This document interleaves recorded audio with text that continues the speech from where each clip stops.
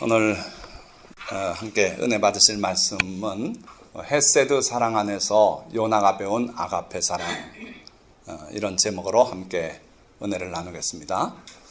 자, 요나 선지자가 어떤 선지자인지 여러분들 이름은 많이 들어보셨을 텐데 예수님께서 인용하신 몇 안 되는 선지자 중에 한 분이죠.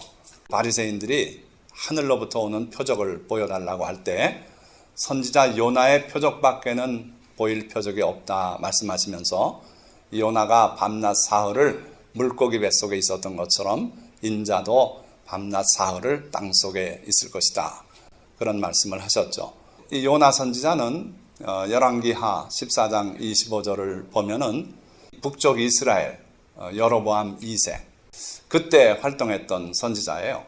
그래서 여기 요나 선지자의 활동을 기록한 말씀을 보면 이스라엘의 하나님 여호와께서 그의 종 가드헤벨 아미떼 아들 선지자 요나를 통하여 하신 말씀과 같이, 이런 내용이 있어요. 근데 여기 이름이 좀 길죠? 칭호가 그의 종 가드헤벨 아미떼 아들 선지자 요나, 꽤 긴 호칭이에요. 여기서 가드헤벨이라고 하는 것은 지명입니다. 그래서 막달라 마리아와 같이 가드헤벨 출신의 선지자다, 그런 의미고, 그 아버지가 아미떼라는 분이에요. 근데 그 사람의 직함은 그의 종, 여호와 하나님의 종이고 선지자인 요나다 이거예요. 그래서 그 기간이 언제인가 역사적으로 보면 BC 786년부터 746년, 요때 이제 여로보암 2세가 왕이 있었기 때문에 요나의 활동 시기도 이 중에 속한다, 이렇게 보는 것이고, 크게 본다면 기원전 8세기 선지자죠. 그러니까 굉장히 오래전의 선지자입니다. 근데 이 요나 선지자는 북쪽 이스라엘에서만 예언한 선지자가 아니고 특이하게도 아수르 제국의 수도인 니느웨에 가서 예언을 하게 되어요. 하나님께서 요나서는 바로 그 사항을 기록하게 하신 건데, 이 아수르 제국은 지금으로 말하면 시리아에서부터 이라크, 이란 이쪽 다 하고, 그다음 팔레스타인 전역하고 심지어 이집트까지 점령했던 그런 큰 제국입니다. 그런데 그 아수르 제국이 그렇게 커지기 전이었어요, 요나 선지자가 활동하던 때는. 근데 나중에는 결국은 아수르 제국이 커지면서 기원전 722년에 북이스라엘을 멸망시키죠. 그러니까 요나 선지자가 활동한 요 시기 786년에서 746년 요 기간과 멸망 시점까지가 20몇 년뿐이 차이가 안 나요. 그러니까 요나는 어쩌면은 이 아수르가 장차 이스라엘을 잡아삼킬 그런 나라다 하는 것을 이해감을 가지고 있었는지 모르겠어요. 자, 어쨌든 그런 시점에 활동했던 요나인데 오늘 우리가 요나서 4장을 중심으로 말씀을 보고자 하는 겁니다. 자, 그런데 요나서 4장을 중심으로 보지만 1장부터 3장까지를 간단히 소개하면 하나님께서 요나를 선지자로 세우시고 그에게 특명을 주세요. 특명이 뭐냐 하면 니느웨로 가서 예언하라, 이렇게 하나님께서 부르십니다. 자, 그런데 그 하나님의 특명, 소명을 받은 요나가 의외의 행동을 해요. 무슨 행동을 했냐면 요빠라고 하는 그 항구 도시로 내려와가지고 배를 탔는데 그 배는 다시스로 가는 배예요. 다시스는 어디냐면 이 당시에 땅의 끝이라고 믿었던 스페인의 항구입니다. 그렇게 해서 하나님께서 가라고 한 니느웨는 이쪽 이라크, 이쪽 동쪽으로 가야 될 사람이 반대로 지금 가는 거예요. 하나님의 말씀을 어기고 반대로 가는 거죠. 세상의 끝을 향해서 멀리 도망을 가는 거예요. 어떤 목사님이 이 요나서 4장을 설교한 내용을 제가 보니까 이 요나가 하나님께서 주신 사명을 감당할 자신이 없어서 도망갔다, 이런 쪽으로 해서, 그러나 하나님이 도와주신 못할 일이 뭐 있겠느냐, 왜 그걸 그렇게 어렵게 생각했느냐, 그렇게 설교 방향을 잡아가지고 쭉 하신 설교 내용을 봤어요. 전혀 맥을 잘못 잡은 겁니다. 요나는 자기가 가서 니느웨 가서 전도만 하면은 이 사람들이 회개할까봐 걱정이 돼서 반대로 도망가는 거예요. 왜냐하면 이 아스리아가 아수르 제국이 망하길 바랬기 때문에 자기가 가서 회개시켜서 이 나라가 살아남을까 봐 염려했던 거예요. 그러니까 정반대인데 그 목사님은 그 요나의 고백을 읽어보지 않고 설교를 하신 것 같아요.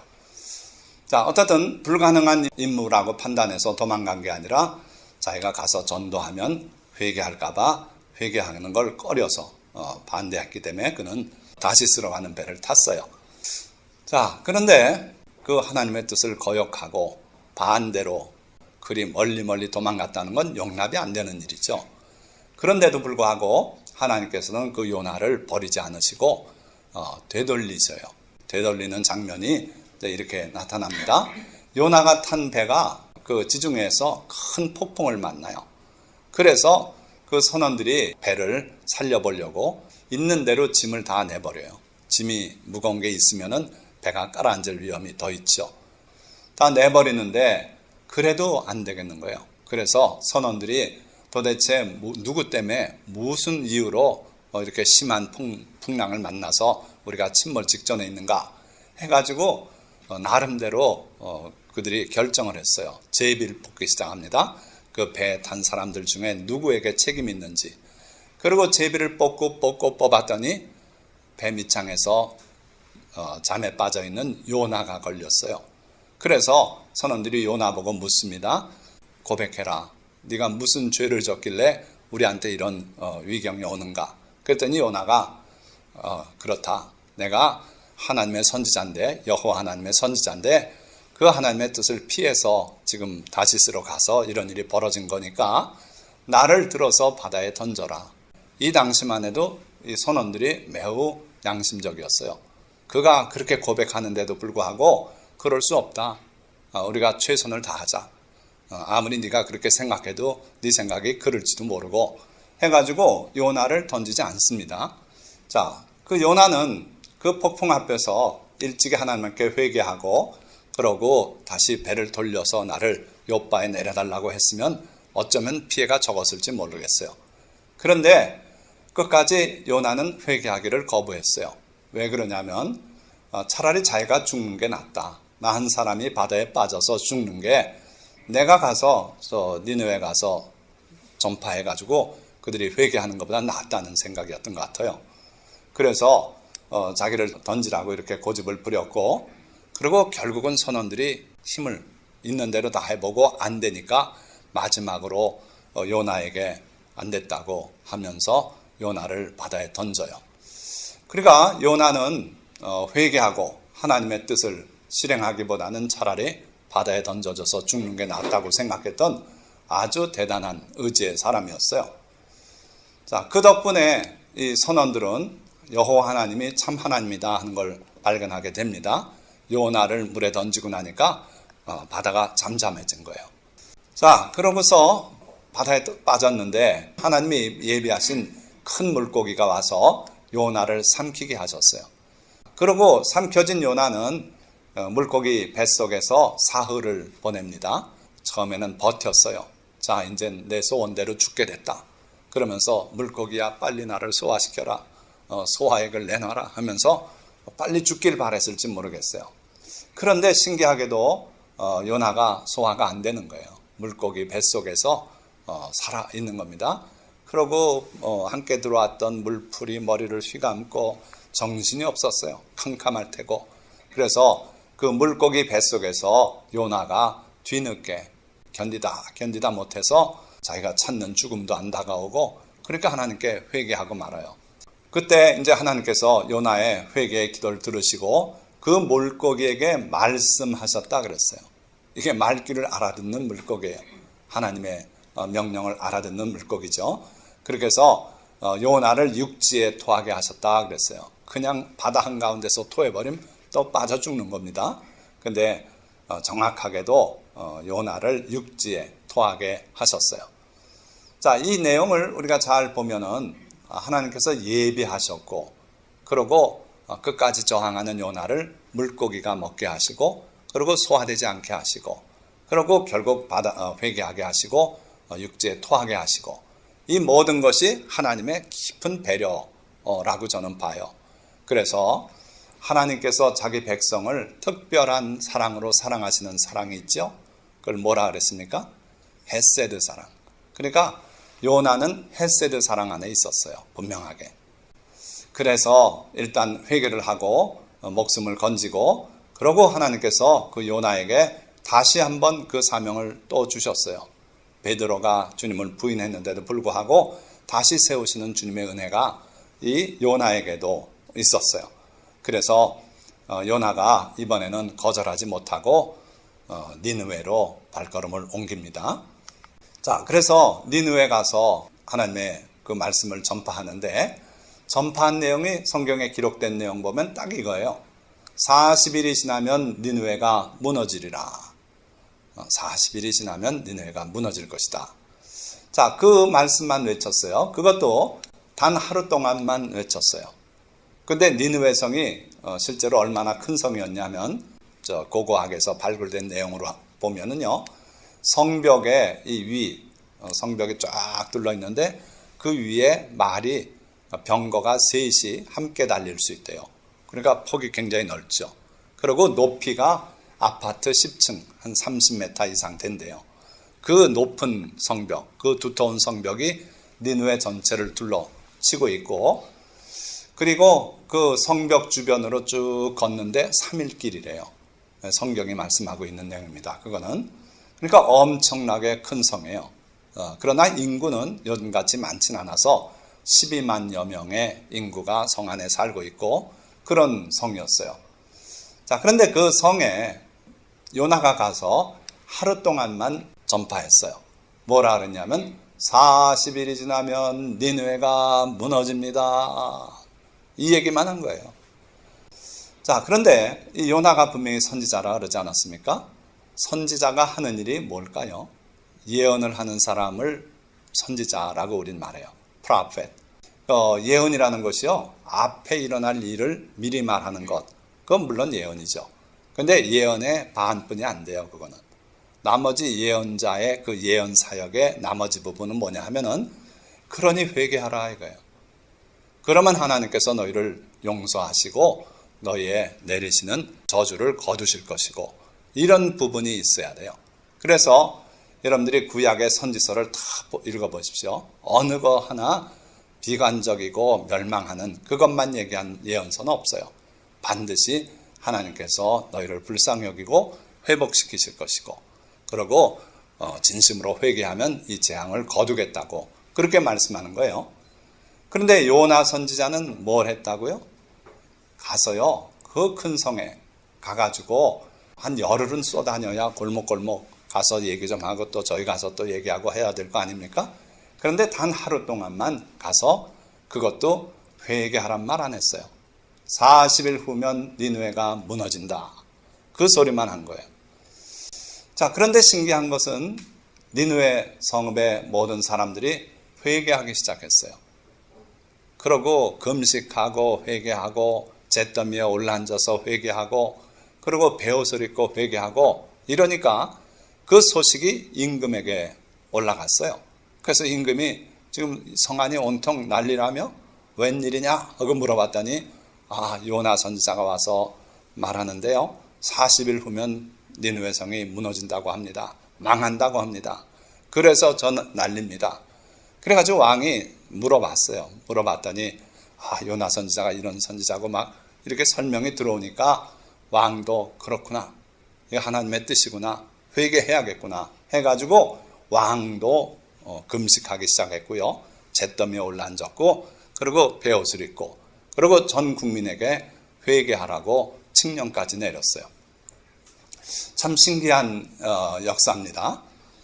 과연 어떻게 해서 이런 일이 벌어진 것인가 여러 가지 또 추측이 많아요. 근데 여러분들 이 그림 잘 보십시오. 여기 요나 선지자라고 우리가 볼 수 있겠는데 이 요나 선지자를 그릴 때는 옛날 화가들이 이 머리를 조금 이상하게 그려요. 그게 뭐냐 하면 물고기 뱃속에서 사흘 동안 소화가 반쯤 됐어요. 그래가지고 머리털이 다 빠지고 이 머리에 상처가 있고 이래가지고 요나가 사람들 앞에 나타났을 때 사람들이 참 이상한 괴물 같은 사람이 나타났고 사연을 물어보니까 바로 이분이 물고기 뱃속에 들어갔다가 토해내서 우리 저 니느웨 저 바깥 밑에 해변에 토해놔서 지금 우리한테 와서 전한다고 이런 거를 아마 사람들이 들었을 것이다. 이렇게 추측들을 해요. 그건 뭐 성경이 말씀 안 하고 있으니까 믿거나 말거나인데 어쨌든 하나님께서 역사하셔서 어떠한 이유로든 그들이 단 하루 요나 선지자의 선포에 회개하게 됐어요. 자, 그 니느웨가 회개하니까 바로 여기부터 4장이에요. 요나가 매우 싫어하고 성내며 여호와께 기도하여 이르되, 무슨 기도를 했는가 보시면요, 여호와여, 내가 고국에 있을 때 이러하겠다고 말씀하지 아니하였나이까? 내 이럴 줄 알았습니다. 그래서 자기가 고국에 있을 때 벌써 이럴 줄 알고 하나님께 내가 가서 전함 다 회개하면 또 하나님 용서해 줄 거죠? 뭐하러 그런 짓 하러 내가 갑니까? 막 이러고 버텼다는 거죠. 그러므로 내가 빨리 다시스로 도망하여 싸우니. 그러니까 도망한 이유가 이 사명을 감당하지 못해서가 아니라 가서 말씀만 전하면 하나님께서 그들을 회개시키실 텐데 그렇게 생각했다는 거예요. 주께서는 은혜로우시며 자비로우시며 노하기를 더디하시며 인애가 크시사 뜻을 돌이켜 재앙을 내리지 아니하시는 하나님이신 줄을 내가 알았음이니이다. 이게 바로 하나님께서 모세에게 자기 자신을 나타낼 때 하신 말씀 아닙니까? 은혜로우시고 노하기를 더디하시고 자비로우신 하나님이다. 자, 그런데 이 내용을 잘 보시면 이거는 만민에게 다 적용되는 내용이에요. 그걸 우리가 아가페 사랑이라 그래요. 예수님도 하나님의 아가페 사랑에 대해서 여러 번 말씀하십니다. 악인과 선인에게 동일하게 하나님은 햇볕을 주시고 비를 내려주신다 이거예요. 그러니까 사람이 선하든 악하든 가리지 않고 자비를 베풀어 주시는 그 하나님의 넓은 사랑이 바로 아가페 사랑이에요. 반면에 우리가 예수 그리스도를 믿고 하나님의 자녀가 되고 하나님의 계명대로 살려고 애쓰고 할 때 하나님께서 특별한 사랑을 우리에게 베푸시는데 그건 헤세드 사랑이에요. 자, 그래서 지금 요나는 이미 헤세드 사랑 안에 있는 사람입니다. 하나님의 택함을 입은 하나님의 백성이고 특별히 하나님의 종이 됐어요. 그러고 하나님의 음성을 듣고 하나님께 기도하면 하나님의 응답하시고 이러한 헤세드 사랑 안에 있는 사람 아닙니까? 게다가 또 그가 걸어온 길을 보니 특별히 헤세드 사랑 안에 있는 게 틀림없어요. 도망가는 그를 하나님이 버리지 아니하시고 풍랑을 보내고 큰 물고기를 보내고 그래가지고 결국 하나님께서 다시 세워요. 그거 보면 하나님의 헤세드 사랑 안에 있는 요나인데 하나님의 또 아가페 사랑에 대해서 그는 꿰뚫고 있어요. 하나님은 자비로우신 분이다. 저 사람들이 아무리 하나님 모르고 우상을 섬기고 저렇게 악하게 살아도 회개하면 하나님은 용서해 주시는 분이시다. 그걸 알았다 이거예요. 자, 그러니까 요나는 하나님의 그 크신 사랑을 누구보다도 잘 아는 사람이에요. 그런데 문제는 하나님은 내가 거룩하니 너희도 거룩하라. 내 온전함과 같이 너희도 온전하라고 말씀하세요. 그런데 요나는 하나님의 어떤 분이신지는 알았는데 하나님의 그 아가페 사랑을 그는 품기를 거절한 거예요. 나는 그럴 수 없습니다. 저 나라는 나의 원수 나라입니다. 장차 우리 나라를 비참하게 무너뜨릴 그런 나라입니다. 그 나라 위에서 저는 가서 복음을 전할 수 없습니다. 그런 마음이 있었던 거예요. 그러니까 하나님의 아가페 사랑에 대해서 알긴 하나 그 아가페 사랑을 자기는 품을 수 없고 그 아가페 사랑을 자기는 실천할 수 없다는 그런 사람이었어요. 자, 이 선지자 요나만의 모습이었는가 이런 자세가 아니면 그게 우리의 모습이 아닌가 하는 거예요. 자, 요나는 결국은 물고기 뱃속에 있어서 회개를 했습니다마는 그게 온전한 회개가 못 됐다는 거예요.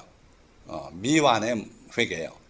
그가 온전하게 회개했다면 그 회개라는 것은 결국 하나님의 성품을 닮아서 하나님처럼 돼야 돼요.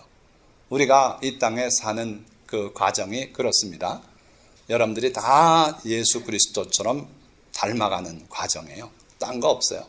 여기서 뭐 돈을 많이 모아가지고 그 돈 천국 가져가서 천국에 뭐 보탬이 됩니까? 아니에요.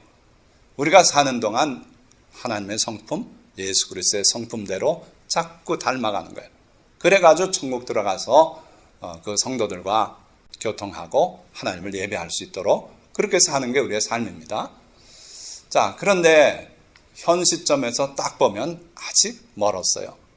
그러나 하나님께서 결국은 여러분들을 온전하게 변화시켜서 그렇게 완성된 사람으로, 즉 완전한 회개를 거쳐 그렇게 하나님 나라에 데려가길 원하셔요. 자, 요나가 물고기 뱃속에서 나와서 다시 하나님의 소명을 받았을 때 순종하는 듯 했지만 완성된 회개는 아니었다는 거예요. 왜요? 하나님의 사랑을 알고도 그걸 품지 못했잖아요. 니느웨 가서 했지 않습니까? 했는데 건성으로 했어요. 그 큰 성에서 한 열흘, 또 예레미야처럼 눈물을 뿌리면서 그들을 붙들고 회개를 촉구하고 했어야 되는데 그렇게 안 했어요. 건성으로 하루 하고요. 그 다음에 뭘 했는지 아십니까? 회개 운동이 일어나니까 빠져나왔어요. 자기 보고 뭐 조언이라도 구할까 봐 성 밖으로 나와가지고 초막을 짓고 그 성이 망하기를 기다리고 앉았어요. 이게 바로 요나의 모습이에요. 그래서 선지자 요나는 미완의 회개에 불과했다. 자, 그리고 억지 순종을 한 거다. 그래서 단 하루 동안 심판을 선포하는데 그치고 말았다. 자, 그리고 극복하지 못한 아집을 그대로 그는 가지고 있었어요. 그렇게 해서 그 아수르에 대한 원한과 미움과 그들이 회개하는 장면에서는 심지어 분노까지 일으켰어요. 내가 이럴 줄 알았다. 내가 이 꼴 보려고 여기까지 와서 이 사람들 위해서 이 짓 하고 있느냐 하면서 그는 성을 냈던 거예요. 그러니까 극복하지 못한 아집이 그에게 있었어요. 그리고 마지막으로는 하나님에 대한 오해와 원망까지 그는 가지고 있었어요. 무엇 때문에 우리 보고 바로 살라 그러시는가? 아무리 엉망으로 살아도 회개만 하면 또 받아주시면서 우리가 무엇 때문에 이렇게 어렵게 바로 살려고 해야 되는가? 그런 여러 가지 오해 또 원망까지 그는 가지고 있었어요. 자, 시편에 보면 하나님의 보좌의 기초를 얘기하고 있어요. 하나님의 보좌가 있다면 그 기초는 과연 무엇일까? 어떻게 생각합니까? 하나님께서 하나님으로 온 인류를, 온 우주를 다스리는 데 있어서 가장 중요한 요소가 뭐겠느냐 하는 거예요. 기초라는 것. 자, 우선 하나님은 능력이 있어야 하나님이에요. 능력이 없고 아무것도 이룰 수 없다면 그 존재는 신이 아니죠. 그런데 우리 여호와 하나님은, 우리 주님은 팔에 능력이 있다 그랬어요. 주의 손은 강하다 그랬어요. 주의 오른손은 높이 들리우셨다 그랬어요. 그 손으로 움직이기만 하면 하나님의 큰 권능들이 일어난다 이거예요. 자, 그런데 이거를 기초라고 하지 않았어요. 뭐가 기초일까? 보니까 의와 공의가 주의 보좌의 기초라. 하나님께서 하나님으로 다스리는데 많은 피조물들, 천사부터 해서 또 우리 인간, 또 짐승들, 모든 우주 만물이 하나님께 복종하고 하는 이유는 뭐냐 하면은 하나님은 의로우시고 공의로우신 분이에요. 하나님 성품에는 더러운 게 없어요. 악한 게 없어요. 그리고 두 양자가 다툼이 있을 때 그 양자 사이의 문제를 하나님은 어느 누구에게도 치우치지 않고 고르게 판정해 주시고 불만 없게 해결하시는 분이에요. 그러길래 우리는 하나님의 보좌 앞에 항복하고 엎드리고 하나님의 통치를 인정하고 받아들일 수 있는 거예요. 그래서 하나님의 보좌의 기초가 의와 공의다 그랬는데 지금 요나는 무엇 때문에 화를 내는 겁니까? 니느웨가 마땅히 멸망받아야 될 텐데 왜 하나님 용서해 주냐 이거예요.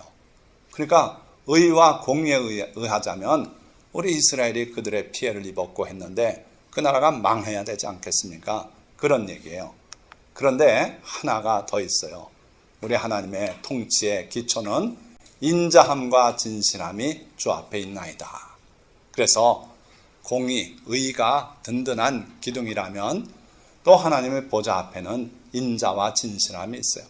누구든지 그 보좌 앞에 나와서 엎드려서 회개하고 눈물 흘리고 자기가 이래서 잘못했다고 고백하고 할 때는 하나님께서 그 죄를 덮어주시더라 이거예요. 예수 그리스도의 보혈로 씻어주시고 덮어주시고 용서해주시는 그런 하나님의 자비가 있으시다는 거예요. 하나님의 이름을 모르는 사람일지라도 그 인생일지라도 하나님 앞에 탄식하고 외쳐 부를 때는 하나님이 불쌍히 여기세요. 그래서 그에게도 살아갈 길을 열어주신다. 이북의 2천만 동포 중에 많은 사람들이 수용소에서 목숨을 잃어가고 굶어 죽어가고 그렇습니다. 그들이 예수님의 이름을 모르더라도 하나님 앞에 그렇게 통회하고 마음 아파하고 하나님께 부르짖을 때는 하나님께서 그들을 불쌍히 여겨요. 예수 그리스도의 이름을 모를지라도 그들을 불쌍히 여기는 이게 하나님의 아가페 사랑이에요.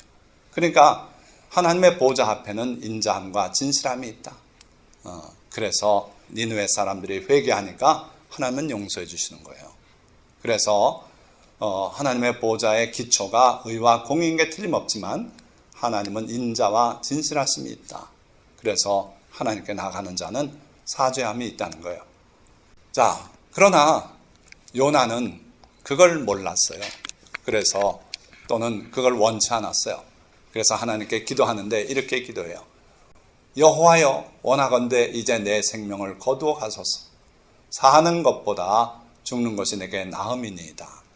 저런 원수놈들이 망하지 않고 흥해서 앞으로 우리 나라까지 침범해 올 그 꼴 저는 못 봅니다. 그 세상 오기 전에 저 죽여주십시오. 죽는 게 낫습니다. 요나는 요나서에서 3번에 걸쳐서 죽음을 청해요. 제일 먼저는 다시스로 도망가다가 파도가 치고 풍랑이 일 때 자기를 바다에 던지라 그랬어요. 자기를 죽여달라는 거예요. 그 다음에는 그 니느웨 성이 회개하는 모습을 보고는 또 죽음을 하나님께 요구하고 있어요. 차라리 죽여주십시오. 저 앞으로 다가올 세상 보고 싶지 않다는 거예요. 그리고 3번째는 잠깐 이따 보겠습니다만 박넝쿨이 말라 죽으니까 아유 차라리 죽여주십시오. 이 뜨거운 태양 속에 사느니 죽여주십시오. 아주 죽여달란 말을 잘해요. 3번이나 죽여달라 그랬어요. 자, 그러니까 여호와께서 이르시되 내가 성내는 것이 옳으냐 하시니라. 죽여달라는데 죽여주셨으면 그냥 끝날 텐데 그 요나를 하나님은 변화시키시길 원하셨어요. 아직 온전한 상태가 아니고 미완의 회개뿐이 안 됐기 때문에 완성된 성자로 하나님의 종으로 변화시켜 가려고 하셨어요. 그게 바로 또 헤세드 사랑이다 이렇게 보는 거예요. 자, 그런데 하나님의 그 깊은 헤세드 사랑에 요나는 보세요. 대답도 하지 않아요. 여기 하나님께서 분명히 내가 성내는 것이 옳으냐 비슷한 질문이 2번 나옵니다. 뒤에 가서 또 한 번 나와요. 그때는 하나님께 응답했어요. 옳습니다. 당연합니다. 죽고 싶습니다. 내가 옳다는 거예요. 죽겠다는 마음이. 그런데 여기서는 하나님께서 내가 성내는 것이 옳으냐 하시는데 대답도 안 해요. 성이 나도 단단히 났어요. 자, 그럼에도 불구하고 하나님께서는 이 요나를 포기하지 않으시고 자꾸 변화시켜 가시려고 하고 있어요. 자, 요나가 왜 그렇게 성이 나고 자기의 분노를 타당히 여겼는가? 하나님께 대답은 안 했지만 자기가 성내는 게 타당하다고 그는 굳게 믿고 있었어요. 자, 그 이유는 스스로 공의를 깨뜨리신 하나님이라고 생각했어요. 하나님께서 공의로우셔야지 왜 이 악당들을 그 회개 한번 하는 거 가지고 살려주십니까? 이런 거예요. 아스루 또는 그 니느웨 성읍의 악행을 그렇게 용서하셔도 되느냐 하는 질문이에요. 자, 이 아스루나 니느웨가 얼마나 악했길래 요나 선지자가 저렇게 화를 냈는가? 이건 아주 역사적으로 유명해요. 여기 보면 그 아스리안 엠파이어의 통치의 바탕이 크루얼티라 그래요. 크루얼티. 잔인성. 우리 하나님은 통치의 바탕이 뭐라고요? 의와 공의. 그리고 자비와 긍휼이 하나님의 통치의 바탕이고 하나님의 능력. 이게 또 통치의 바탕이죠. 그런데 이 아스리안 엠파이어는 얼마나 잔인했는지 그 잔인성이 문서로 나와 있어요. 왕이 해마다 1년에 한 번씩 그 문서를 정리할 때 올해 내가 한 일이 이런 거다 하고서 말하는데 싸우러 간 나라가 항복을 하면 좋습니다. 근데 항복을 안 하고 저항만 하면요, 그 다음에 무자비를 그들에게 보여줘요. 그래서 있는 사람 잡은 용사들 목을 다 자르고, 그리고 통치자는 피부를 벗겨서 성벽에 그 피부를 갖다 박아서 장식품으로 쓰고, 아주 말하기 어려운 끔찍한 일들을 엄청 많이 했어요. 그게 자기네들이 스스로 남긴 문서에 다 남아 있어요. 그래서 이 아스리아 제국의 통치는 잔인성이 바탕이 되고 있다 하는 거예요. 그래서 요나 선지자는 이런 사람들을 하나님이 어떻게 용서합니까? 이렇게 하나님께 말하고 있는 거죠. 자, 그런데 실제로는 요나가 성을 낸 또 다른 이유가 있었어요. 바로 이거예요. 무너진 자존심, 구겨진 체면이었어요. 하루 종일 다니면서 40일 후면 니느웨가 무너집니다. 그렇게 외쳤어요. 사람들이 다 다가와서 보고 요나의 몰골을 보고 놀래서 저분이 진짜 물고기 뱃속에 있었던 사람이 맞구나 하고, 그러면서 그 말을 진심으로 받아들이고 회개를 했단 말씀이에요. 그런데 그 40일 후에 무너질 거라는 예언이 빗나간 거예요.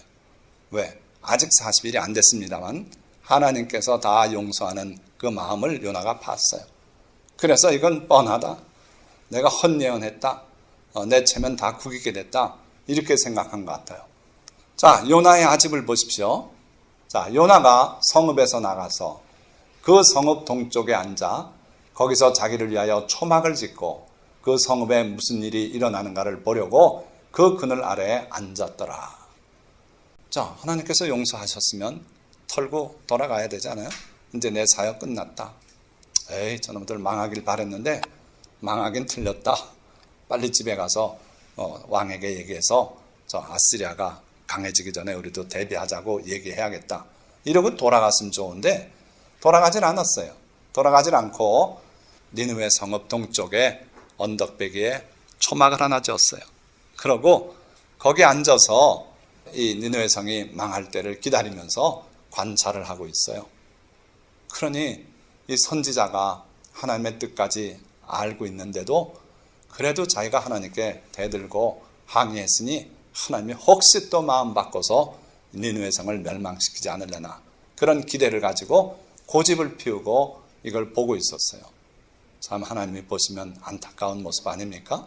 그래서 이 참 어떻게 회개도 못한, 반도 못한 그 요나 선지자를 놓고 하나님께서 그냥 오히려 여기다 번개를 때릴 수도 있는데, 그럼에도 불구하고 하나님께서 요나를 변화시켜 가시는 모습을 보게 됩니다. 자, 하나님께서 어떻게 하셨는가 보니까 하나님 여호와께서 박넝쿨을 예비하사 요나를 가리게 하셨으니 이는 그의 머리를 위하여 그늘이 지게 하며 그의 괴로움을 면하게 하려 하심이었더라. 그 머리에 상처가 있는지 머리털이 다 빠졌는지 그 머리로는 햇볕을 못 감당한다. 제가 그렇습니다. 여러 젊은 머리숱 많은 여러분들은 햇빛 쬐도 별 문제 없어요. 저는 머리털이 별로 없으니까요, 햇볕 쬐는데 잠깐 나갔다 오면 물집이 막 생겨요. 그래서 제가 저 모자를 쓰는 거예요. 저거 방어막이에요. 근데 요나가 머리가 아마 그랬던 것 같아요. 다 빠지고 소화되다 말고 흉터가 있고 막 그런 머리를 하나님께서 햇볕이 내리쬐면 어려울 줄 아시고 그의 괴로움을 면하게 하려고 박넝쿨을 하나님이 거기 자라게 하셨어요. 이건 저 동화에 나오는 박넝쿨처럼 그냥 무성하게 하룻밤 사이에 자라가지고 그 초막을 덮어주는 그런 박넝쿨이 됐어요. 자, 그러고 요나가 박넝쿨로 말미암아 크게 기뻐하였더라. 이야, 이 신기하기도 하다. 박넝쿨이 있어서 마침 살게 됐다. 그러고 그것 때문에 기뻐서 얼굴이 희색이 만연하고 그렇게 됐어요. 자, 우리 인간이 살다 보면 별거 아닌 거 가지고 화를 내고 별거 아닌 것 때문에 또 행복해해요. 그게 인간이에요. 그러니까 요나도 그랬던 거예요. 자, 여러분들 화나게 하는 거 뭐 있습니까? 떠밀고 사과 없이 지나가는 사람들이 있죠. 우리 한국 민족은 이거 별로 문제 안 됩니다, 사실. 반면에 미국 사람들은 대단히 성내죠. 자기를 어깨로 툭 치고 갔는데 I'm sorry 하고 막 사과를 해야 될 텐데 안 하고 전혀 느낌도 없이 가버리는 게 우리 한국 사람들이에요. 그걸 나쁘다고 생각 안 해서 그렇죠. 그러니까 민족 간에 자기가 자라온 환경에 따라서 이렇게 감정이 다릅니다만은 어쨌든 이것 때문에 성내는 사람도 있죠. 또 베푼 친절에 감사할 줄 모르는 고객 때문에 속상해하는 점원들도 많아요. 사람을 상대로 하는 이런 직업에 있는 사람들이 어려움을 겪는 것은 더러더러 아주 고약한 고객들이 있단 말이에요. 그래가지고 그것 때문에 오래 못하고 전화 상담원도 그렇고 3개월 가기 힘들다 그럽니다. 자, 어쨌든 그런 사람들 때문에 우리가 종종 화가 나고 그러죠. 또 아주 사소한 거, 빌려준 볼펜을 돌려주지 않는 사람이 우리를 또 화나게도 해요. 저는 초등학교 졸업할 때 1,000원 빌려달라고 가져간 친구 때문에 지금까지도 그걸 잊지 않고 있는데, 예, 그런 사람들이 있어요. 그걸 잊어먹는 게 좋은데도 어쨌든 기억이 나요. 또 양해 없이 슬쩍 끼어드는 사람도 있죠. 뒤에서 보다 보면 참 속상하죠. 대형 마트에 가서 시식 코너에 우린 줄 서 있는데 나이가 나니까 끼어들어서 먹어요. 근데 보니까 조금 있다 다른 쪽 갔는데 거기도 또 그러더라고요. 그래서 우리 사모님이 여기 줄 서 있다고 얘기했죠. 그런 경우도 있어요. 또 부정부패로 호의호식하는 사람들 봐도 그렇고요.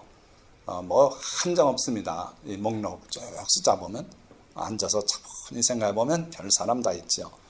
대개 사람들이 우리를 화나게 해요. 어떤 일보다도. 또 우리를 기쁘게 하는 작은 행복들도 있어요. 따뜻한 커피 한 잔. 마침 커피가 먹고 싶었는데 커피 한 잔? 하고선 따뜻한 거 한 잔 갖다 주면 참 기분 좋아요. 또 더울 때 시원한 물 한 컵. 이것도 또 우리를 순간적으로 기쁘게 하죠.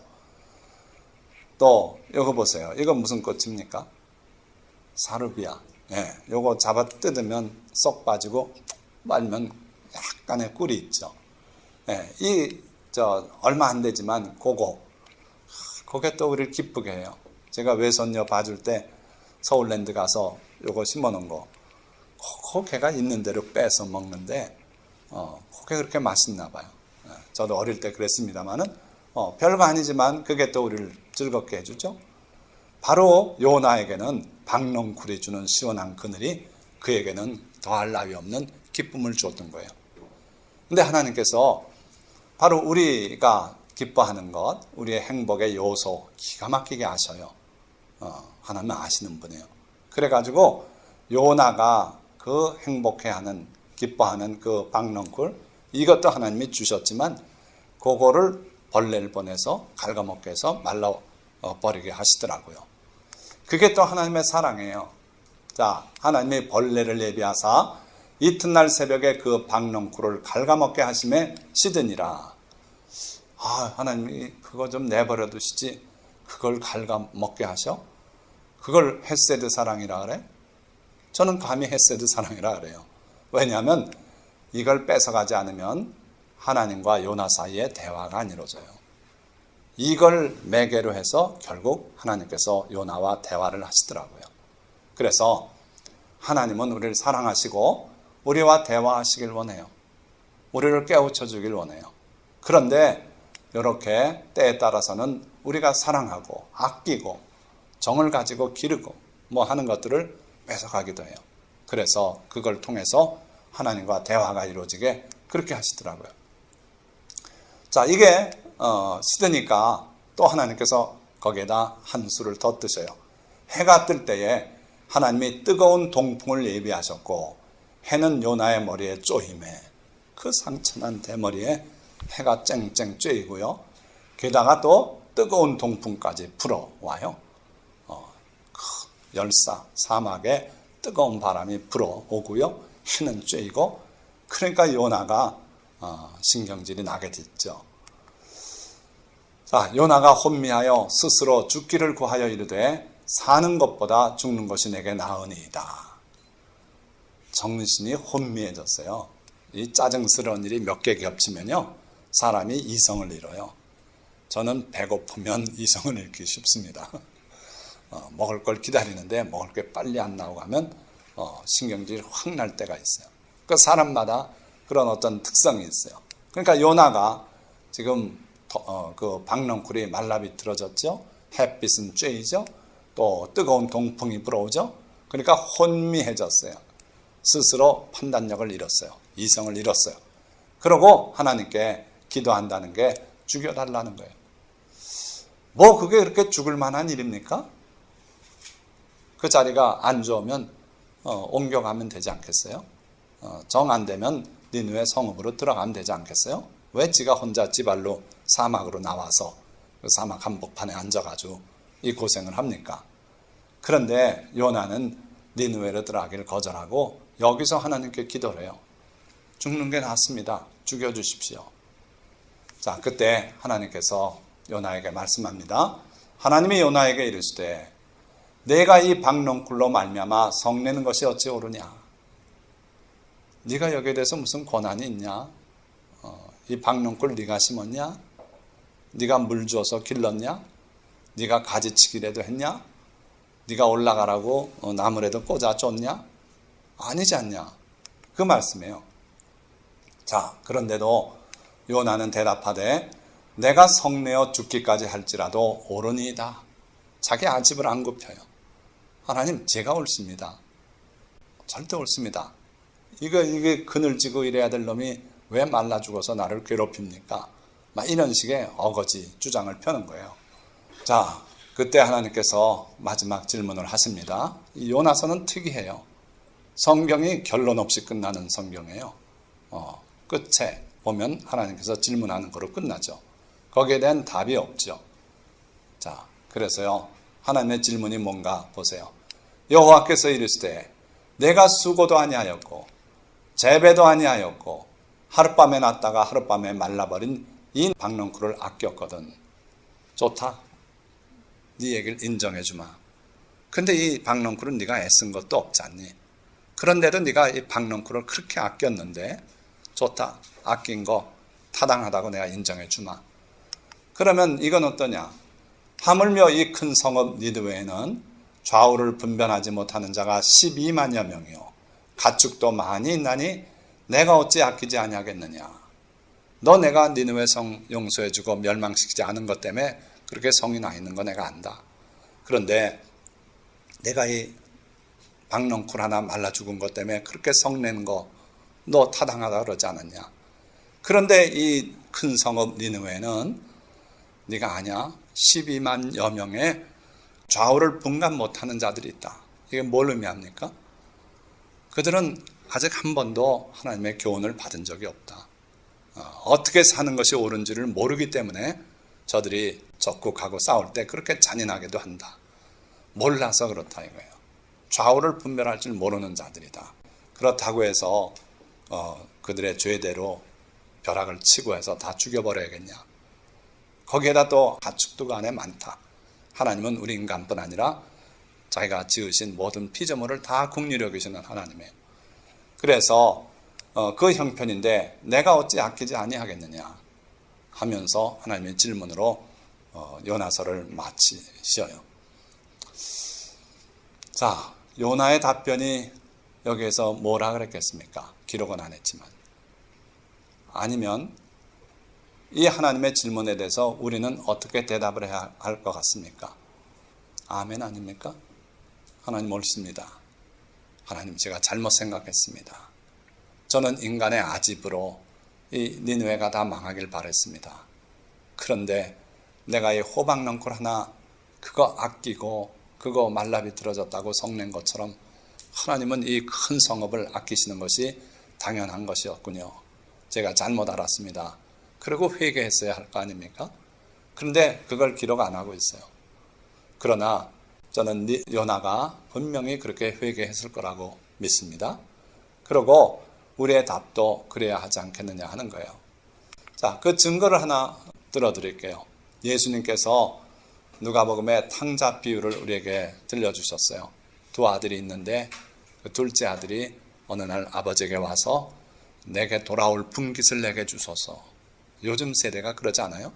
부모님들이 돌아가신 다음에 유산을 받아야 되는데 살아계실 때 미리 달래요. 자기 사업하는데 자금 필요하니까 미리 좀 달라고. 그래서 그걸 주고 나니까 부모님들은 연로하시고 일감도 없고 비참하게 사시고, 그 아들은 그거 가지고 사업하다 망했는지 연락도 없고, 이런 불효자식들이 우리 주변에 많아요. 예수님께서도 그런 얘기를 하신 거예요. 그래서 둘째가 자기에게 돌아올 분깃을 미리 달라고. 그래서 아버지 돈을 받아가지고는 먼 나라로 가서 다 써먹고, 그리고 결국 거기가 재앙이 내려서 흉년이 들고, 그리고 돈은 다 날아가고, 그래서 나중에는 돼지 치는 데 가서 돼지가 먹는 사료라도 좀 먹으려고 그랬더니 그것도 못 먹게 하고, 그래서 뒤늦게 회개하고 아버지께로 돌아왔다.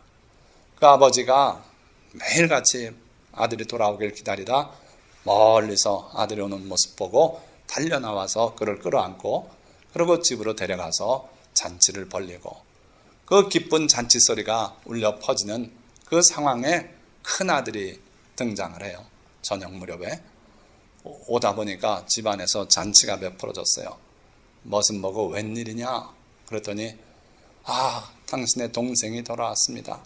집 나갔던 동생이 거짓골이 돼서 돌아왔는데 아버지가 반갑다고 저렇게 잔치를 벌렸습니다. 그런데 형이 그 소리를 듣곤 그 잔치자리로 안 가요. 아버지가 그걸 알아챘어요. 그래서 머슴을 보내서 들어오라 하래라. 안 들어오는 거예요. 아버지가 직접 나가서 설득을 합니다. 그러니까 그 형이, 아버님 너무하시지 않습니까? 저는 한 번도 아버지 말에 거역한 적도 없고, 그리고 지금까지 온전하게 살고 했는데, 나를 위해서는 아버지가 염소 새끼 한 마리 내주신 적이 없지 않습니까? 내 친구들하고 같이 잡아먹으라고. 어떻게 저렇게 아버지 재산을 다 말아먹고 장녀들과 함께 말아먹은 녀석이 돌아오는데 기뻐하십니까? 그때 아버지가 그런 말을 하시죠. 그래, 너는 나와 함께 쭉 있었고 내 재산 이 모든 게 다 네 거다. 그런데 뭐 안 좋니 좋니 그러냐. 네가 원하면 얼마든지 쓸 수 있었던 거 아니냐. 자, 그런 분위기 속에서 이 말씀을 하십니다. 이 내 동생은 죽었다가 살아났으며 내가 잃었다 얻었기로 우리가 즐거워하고 기뻐하는 것이 마땅하다. 요나서에선 하나님께서 질문을 던지고 말았지만 예수님을 통해서 결론을 말씀해요. 그러니까 우리가 즐거워하고 기뻐하는 것이 마땅하다. 이 니느웨가 회개한 것도 네가 기뻐해야 할 일이다. 이 누가복음의 이 탕자 비유는 세 번째 이야기고요. 그 앞에 두 비유가 똑같은 비유가 나와요. 똑같이 한 죄인이 회개하면 천국에서 온 하나님과 그 천사들이 기뻐한다고 두 번을 다른 비유를 말씀하고 마지막에 탕자 비유로 결론을 내리신 거예요. 그러니까 니느웨의 회개에 네가 왜 성을 내고 기뻐하지 못하냐, 마땅히 즐거워하지 않겠느냐 하는 하나님의 답변을 여기 주신 것이고, 자, 실제로 이게 요나의 답변이라고 저는 봐요. 이라크의 모술 지역, 그게 그 이슬람 극단주의자들에 의해서 점령이 됐었죠. 지금 탈환이 됐어요. 결국 IS는 거의 소멸이 됐는데 그 모술 지역이 니느웨예요. 거기에 문화유적이 엄청 많습니다. 거의 3,000년의 세월에 누적된 그 귀한 문화유적들이 많은데, 이 IS들은 극단주의자들이라 그거 다 우상이다 해가지고 다 파괴했어요. 파괴하는 중에 두 중요한 우리 기독교 문화라고 할 수 있는 이 요나의 무덤이 여기 있어요. 니느웨에 요나의 무덤을 파괴했어요. 해가지고 요거는 이제 들어가는 현관이고 그 안에 거 폭탄으로 다 날려보냈어요. 또 하나는 다니엘 무덤이 이 니느웨에 있어요. 참 신기해요. 그래서 다니엘이 바벨론에 잡혀갔을 때 바벨론이 이 모술 지역 이쪽까지가 다 바벨론이니까 거기서 결국 생을 마감했는데, 다니엘의 무덤 또 요나의 무덤이 2014년도에 다 파괴됐어요. 이게 그 사진이에요. 이게 뭘 의미합니까? 왜 하나님의 백성 유대인이 니느웨에 무덤을 두고 있습니까? 이스라엘에 무덤이 없고. 요나 선지자가 결국은 니느웨에 남았어요. 그래서 하나님의 그 말씀에 감동을 입고 그러고 이 사람들을 위해서 하나님의 말씀을 전하고 그랬다고 보는 거예요. 그래서 이슬람 신자들은요, 이 요나 선지자를 자기네 쿠란에 기록하고 있어요. 그렇게 해서 그가 전해준 내용도 담고 있고 그래요. 그러니까 물론 이슬람교를 우리가 인정하는 거 아닙니다만은 그 장차 생겨날 이슬람 세계에 이 요나는 가서 하나님의 말씀을 전했어요. 그 극렬하게 악랄한 그 아스리아 제국의 수도에 가서 요나는 자기 생애를 바쳤다 이거예요. 자, 그러고 보니까 하나님께서 그 던지신 질문에 대해서 요나는 결국 자기의 삶으로 대답을 했다.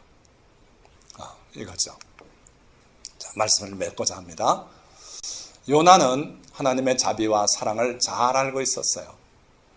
그리고 그 자신은 하나님의 특별한 사랑, 헤세드 사랑 안에 있었어요. 그래서 하나님께서 그를 변화시키기 위해서 버리지 않고 물고기도 보내고 풍랑도 보내고 또 박넝쿨도 자라게 하시고 벌레도 보내고 뜨거운 열풍도 보내고 그래서 결국은 요나를 변화시키시더라 이거예요. 완전한 회개를 이루시더라는 거예요. 그러나 그 초기에 그는 하나님의 소명을 등지고 다시스를 향해서 도망쳤어요. 배를 타고. 왜 그랬습니까? 원수 니느웨의 회개를 원치 않았기 때문이에요. 어느 목사님의 설교처럼 그 소명에 자신이 없어서가 아니고 전하면 회개할 텐데 난 그거 원치 않는다는 거죠. 자, 그러나 하나님은 풍랑과 큰 물고기를 예비하여 요나를 회개시키신 후 다시 한번 소명을 주셨어요. 이게 하나님의 헤세드 사랑이에요. 한번 하나님의 자녀가 되고 하나님의 은혜 속에 들어온 우리에게는 하나님은 어지간해도 놓지 않으셔요. 매를 때리고 거꾸로 때려서라도 다시 일으켜서 하나님이 데려가셔요. 이게 하나님의 헤세드 사랑이다. 자, 이처럼 하나님의 특별한 사랑 안에 있으면서도 요나는 하나님의 사랑을 품지 못했고 니느웨로 가서도 억지 순종에 그치고 말았어요. 첫 모습이 그랬어요. 하나님의 사랑을 분명히 알고 있었어요. 하나님이 회개만 하면 또 용서해 줄 것이라고 그는 미리 예측했어요. 자, 그런데 문제는 하나님이 그런 분이라는 걸 알면서도 자기는 그러지를 못했어요. 오늘 우리 성도들의 모습이 바로 그거다 이거예요. 그러니까 하나님은 이런 사랑을 품고 계시고 이러한 사랑의 하나님이시고 우리가 그렇게 되길 원하신다 하는 걸 알면서도 우리가 그러질 못해요. 거기에 문제가 있어요. 자, 때로는 우리가 회개도 하고 또 주님을 위해서 일한다고 하고 주의 종이 됐다고도 하고 하지만 그 하나님을 위한 헌신과 순종이 때로는 억지 순종, 억지 헌신에 그치는 걸 많이 봐요. 여러분들은 그런 사람이 되지 않으시기를 주님의 이름으로 축원드립니다. 자, 그러나 요나의 선포를 들은 니느웨 사람들은 놀랍게도 금식하고 회개했고 하나님은 그 선포하신 재난을 걷어버리셨어요. 결코 내리지 않기로 그렇게 하셨어요. 그 놀라운 장면에 요나는 기뻐하고 뛰고 했어야 되는데 전혀 반대 행동을 했어요. 요나는 성을 내며 차라리 죽여달라고 하나님께 기도드렸어요. 그리고는 성에서 멀찌감치 떨어진 곳에 나가서 초막을 짓고 니느웨가 무너지기를 기다렸어요. 이게 우리 모습 아닌가 하는 겁니다. 나를 괴롭히는 사람, 나를 미워하는 사람, 내 원수는 망하기를 바라는 마음이 우리에게 있다 이거예요. 이 아집을 버리고 주님의 아가페 사랑, 그 사랑을 우리가 품어야 돼요. 하나님은 요나의 아집을 깨뜨리기 위해 요나가 기뻐하던 박넝쿨 그늘을 빼앗아 가셨어요. 그렇게 해야만 우리가 하나님께 되돌아갈 수 있기 때문에 그래요. 그래서 요나에게 가장 절실했던 그 박넝쿨 그늘을 빼앗아 가셨고 그러자 요나는 성내서 하나님께 죽여달라고 그렇게 청했어요. 그때 하나님께서 요나에게 마지막 질문을 던지세요. 뭐라고요? 그가 기르지도 않은 박넝쿨 하나를 그토록 아꼈다면 하나님께서 그 큰 성 니느웨 옳고 그름을 모르는 12만여 명의 영혼이 사는 성을 아끼는 것이 마땅하지 않겠냐고 그렇게 질문하세요. 당연히 그렇죠. 한 영혼을 위해서라도 주님은 온 세상을 내줄 뿐인데 12만여 명의 앞뒤를 분간 못하고 무엇이 옳은지 그른 줄을 모르는 사람들, 그 사람들의 성을 멸망시키기를 기뻐 안 하셨어요. 그러고 성경에 없지만 요나가 하나님의 마음을 그들에게 더 깊이 전하고 거기서 그들을 변화시키기를 원하셨다 하는 거예요. 자, 그 하나님은 하나님의 특별한 사랑 안에 있는 바로 우리에게 오늘 묻고 계셔요. 요나서의 그 마지막 질문은 요나를 위한 질문이었지만 또한 우리를 위한 질문이에요. 우리도 하나님의 마음을 품고 그 사랑을 실천해야 마땅하지 않겠습니까? 이게 하나님의 질문이에요. 여러분들도 오늘 이 말씀을 기억하시고 여러분들의 답변을 삶으로 하나님께 보여드리시기를 주님의 이름으로 축원드립니다. 요나는 자기 무덤을 니느웨에 남김으로써 자기의 답변을 하나님께 보여드렸어요. 기도하겠습니다.